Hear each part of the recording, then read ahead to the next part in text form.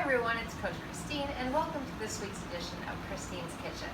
So I know a few of you have been on our 21-day transformation, and with that you have your Jumpstart meal plan. So I picked a recipe that will be coming up on your menu this upcoming week, and that is going to be your 5-ingredient black bean burger. Super easy, delicious, you can make it, the whole family will enjoy it, and it's great to reheat at a later time. Plus, it's perfect on those hot summer days like today. Stick with me and we'll take this step by step. So you're going to need, like I said, 5 ingredients. That is going to be a can about 15 ounces in size of good old-fashioned black beans. I like to use the no salt or low sodium version. You're going to take those black beans, you want to rinse them and drain them, and then put them into a medium-sized bowl. In addition to that, you're going to want to get 2/3 cup of quick cook oats, that's a tongue twister today, a 1/4 cup of your favorite barbecue sauce. I also like to go with the sugar-free just to keep the calories down. That way I can indulge with other toppings. And then your seasonings are going to be a teaspoon each of garlic powder as well as onion powder. So I've already taken the black beans and rinsed them and drained them in the sink and added them to the bowl. So here comes step 1. You have your beans in the bowl, grab a fork, and you're just going to come over with that fork and smush the beans down. Smoosh. Smush, smush, smush. Just smush, smush. And you're going to do this with the entire pile of them. Once they are all smushed, then you're going to pour in the oats, the barbecue sauce, and the seasoning. I don't think you want to watch me smush for the next 3 minutes, so hang tight, and I'll show you the next step in just a second.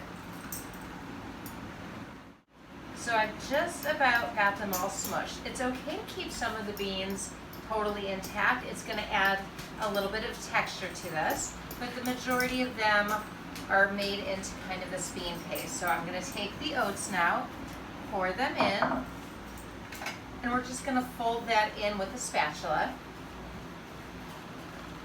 And we're going to add in our barbecue sauce. And honestly, you can have a lot of fun with this. So let's say that you want something a little bit spicier. Add a little bit of finely chopped jalapeno and some sriracha, and you'll have spicy black bean burgers. Or alternatively, if you wanted a little bit tangier or more like a Thai style, you could add a little bit of, instead of barbecue sauce, maybe you add a little bit of lemon or ginger, or just grab your favorite Thai marinade. Or like a sweet and sour sauce. So all of those are going to give you lots of options. The black bean and the oats are just going to be the base for it. Then never forget your seasoning, sprinkling that through as you fold it all in just so that it's evenly distributed through. And once all of this is mixed, we're going to go ahead and get our hands dirty. So let's get all of that in there, making sure all of the seasoning is together. Honestly, when I turned the camera off, it was quite literally like 2 minutes of smushing.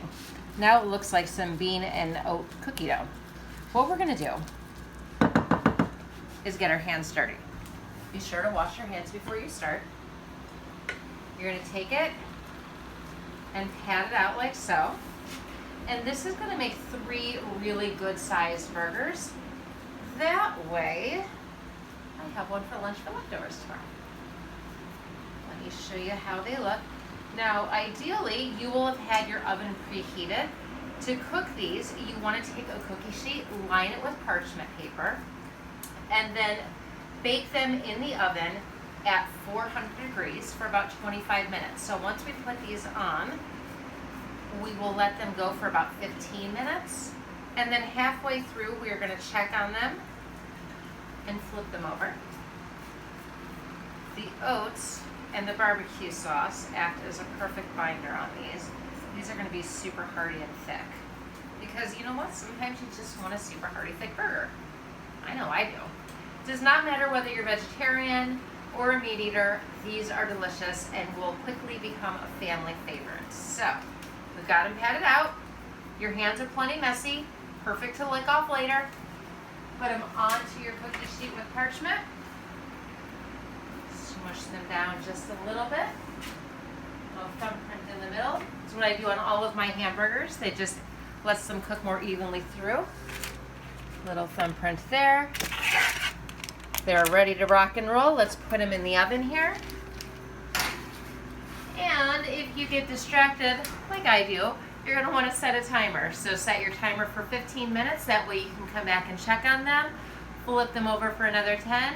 And in the meantime, I'll show you a side dish that we're making to go with this. It's going to be a delicious salsa zesty corn. All right, see you soon. It's been 15 minutes. Come on in. Let's take a look at these. We're going to flip them over for another 10. So this is what they look like so far. We're just going to smush them down a little. Smush, smush, smush. Flip them over. It's nice that they're really holding their form here.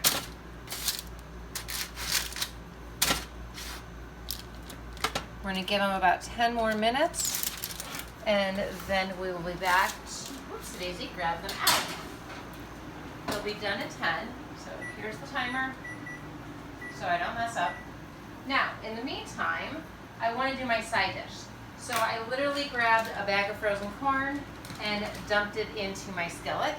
I'm just going to cook this over medium heat with a little bit of pepper to roast this corn, just to give it a little bit of spice and zest.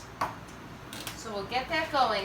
Now, I want to make sure that I'm adding lots of flavor, almost to make like a corn succotash, or I honestly have no idea where the word succotash came from, but I know every time that it's on a menu, it's a bunch of like little chopped veggies in like this chopped veggie mush. So we're gonna make succotash corn. My husband gardens, and he is amazing. So anytime we can grow peppers, tomatoes, onions, that sort of thing, and eat fresh from our garden, we try to.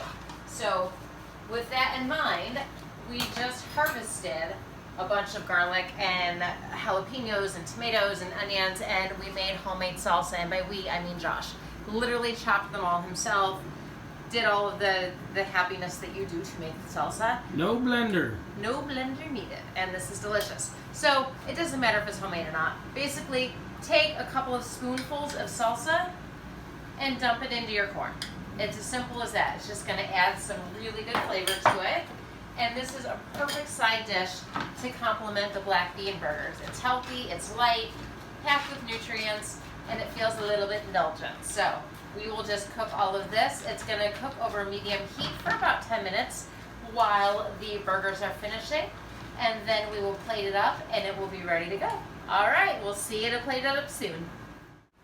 All right, it's time to take them out of the oven and serve them up.